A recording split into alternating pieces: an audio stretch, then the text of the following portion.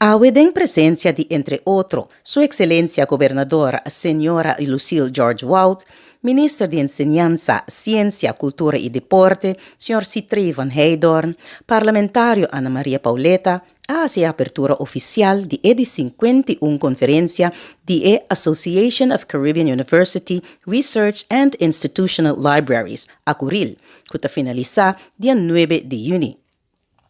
ACURIL é uma organização que enfoca riba a promoção de investigação e desenvolvimento riba nível de conhecimento e informação do Caribe. O tema central da conferência é o manejo de cambio, ação proativo com a biblioteca, museu e arquivo do Caribe por Tuma. Janitza Jacobus, como presidente da Comissão Organizatória Local, abre a conferência com a palavra de Bombini, na tour es presente.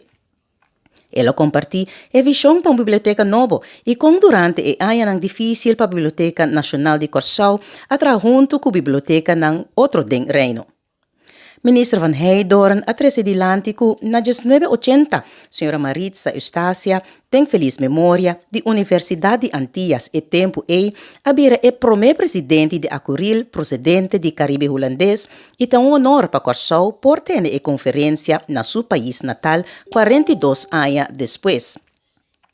Actual presidente de ACURIL, Dra. Jeanette Lebron Ramos, ahiba palavra, e também é orador principal tabata Dr. Bonnie Bonesh com o tema The Roots of Resilience and Social Cohesion.